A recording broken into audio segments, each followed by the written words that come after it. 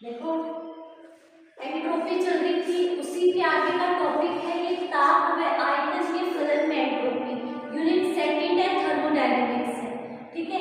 उसमें ये क्या किया है, सबसे पहले एंट्रोपी किसका फलन माना है, ताप व आयतन का। जैसे कि अपनी हेडिंग है ताप व आयतन का फलन मानना है, ठीक है ना।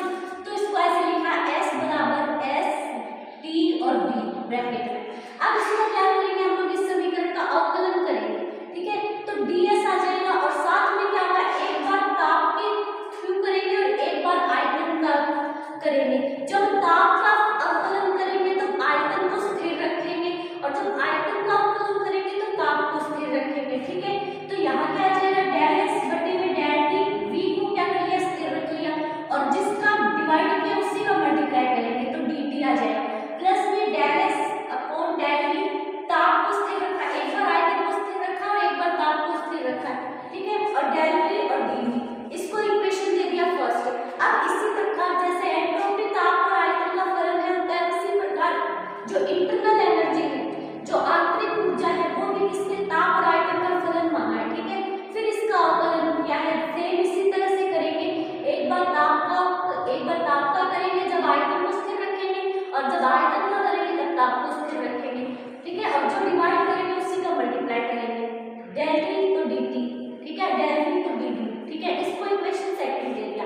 अब माना ऊष्मागतिकी के प्रथम नियम से, तो इसमें क्या किया है, ऊष्मागतिकी का प्रथम नियम है, डेल q बराबर Tds रखा है, तो T एंट्रोपी का फॉर्मूला था ds बराबर डेल q बटे में T, ठीक है ना। तो यहाँ पर dq की वैल्यू निकालेंगे, डेल q की वैल्यू निकालेंगे तो Tds आ जाएगा आंसर, ठीक है ना। तो इसकी वैल्यू इसके अंदर रख देंगे, Tds आ जाएगा और डेल w बराबर Pdv होता है, ठीक है।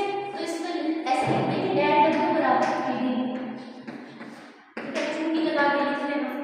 फिर इसमें क्या करें, इस इक्वेशन में किसका भाग दिया, T का भाग दिया है दोनों तरफ, ठीक है। Tds du बटे में T, Pdv बटे में T, ठीक है। फिर T से T कट गया, यहाँ पर T से T कट गया, बची हुई को यहाँ पर लिख दिया, ds बराबर du अपॉन T प्लस में Pdv अपॉन T, ठीक है। फिर क्या किया है, यहाँ पर क्या किया है, इसका अवकलन किया है, यानी सॉरी इधर du की वैल्यू है ना, यहाँ से पुट करिए समीकरण 2 से, इसमें du की वैल्यू पुट करी है, ठीक है ना। तो du ये 1/3 ये बाहर आ गया, ये t वाला क्या है, बाहर ले लिया 1/3 और इस du की वैल्यू पुट कर दी अपन ने, ये एज इट इज रख दी, ठीक है। फिर प्लस में क्या बचा हुआ है, p अपॉन t d, ठीक है, ये आ गया। उसके बाद में क्या किया है कि जो t है इसको अंदर गुणा कर दिया, तो ये dt बटे में t आ गया और ये dv के बटे में t आ गया, ठीक है। अंदर गुणा कर दिया इस t का बस। फिर उसके बाद में क्या किया है कि इस वाली वैल्यू को del u upon del t और स्थिर आयतन पर, इसको क्या कहते हैं, स्थिर आयतन पर आंतरिक ऊर्जा में परिवर्तन की दर को क्या कहते हैं, cv, ऊष्माधारिता, स्थिर आयतन पर ऊष्माधारिता, cv यानी स्थिर आयतन पर ऊष्माधारिता, ठीक है। Heat capacity of at stable या कांस्टेंट वॉल्यूम, ठीक है। तो cv dt बटे में t प्लस में 1/2 वैल्यू लिखा है सारी चीज। अब क्या किया है, इसको तो cv मान लिया और इधर जो बची हुई चीजें है ना, इनमें से क्या कॉमन लिया है, 1/2 कॉमन ले लिया, बाहर ले लिया, बची हुई चीजें अंदर डाल दी, del u del v t plus में p, ठीक है। और ये dv बाहर कॉमन ले लिया, इधर भी dv इधर भी dv है, कॉमन आ गया, ठीक है। तो ये वाली इक्वेशन बन गई, 3 बन गई। अब ये जो समीकरण 3 है उसकी तुलना हमें समीकरण 1 के साथ करनी है, तो समीकरण 1 को नीचे लिख दिया, ये वाला ds बराबर डेल t वाली ये जो समीकरण 1 है उसको नीचे लिख दिया, ठीक है। अब इन दोनों की तुलना करनी है, तो ये जो dt है, यहाँ पे dt है, तो यानी कि इसकी वैल्यू cv बटे t की वैल्यू इसके बराबर हो सकती है, ठीक है ना, del s upon del t v के बराबर हो सकती है। और इसकी वैल्यू यहाँ पे dv है और यहाँ पे dv है, तो इस वाले पार्ट की वैल्यू इसके बराबर हो सकती है, तो इसलिए इसको बराबर लिख के रखा है कि भाई del s del t v बराबर किसके बराबर होगा, ये cv बटे t के, ठीक है। और ये वाला जो डेल s डेल v स्थिर ताप पर ये किसके बराबर होगा, ये इसके बराबर होगा, इस वाली वैल्यू के 1/t del u del v प्लस में t, ठीक है। ये इतना आगे समझ में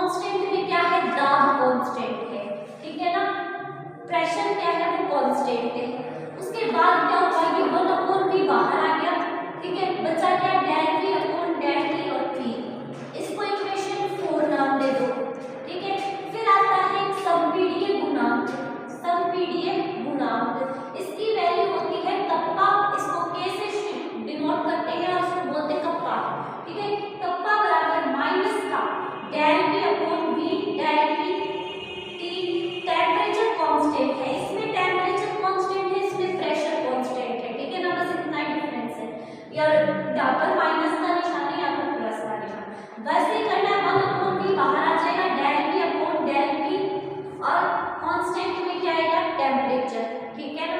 इसमें दाब को बटे में लिखा है, इसमें ताप को बटे में लिखा है, ठीक है। तो ये संपीड़ित गुणांक हो गया, ठीक है। उसके बाद क्या है, मैक्सवेल ने एक समीकरण दी थी। मैक्सवेल के समीकरण के अनुसार del S upon del V temperature constant बराबर अल्फा अपॉन कप्पा, ठीक है ना। इसको इक्वेशन दे दी 5 नंबर।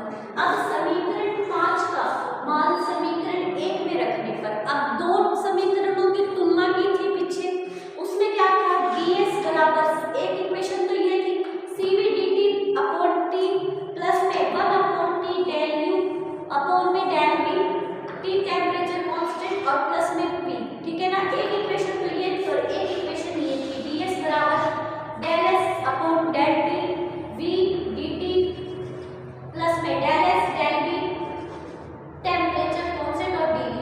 अब इसकी देखो, इसकी वैल्यू इसके बराबर है cv dt अपॉन t के, ठीक है। और इसकी जो वैल्यू है वो मैक्सवेल समीकरण के आधार पर रखेंगे, अल्फा अपॉन कप्पा, ठीक है ना, अल्फा अपॉन कप्पा रखेंगे। और dv देखो, इस dt की वैल्यू किसके बराबर है, cv अपॉन t के, तो ये cv अपॉन t लिख दिया, साथ में dt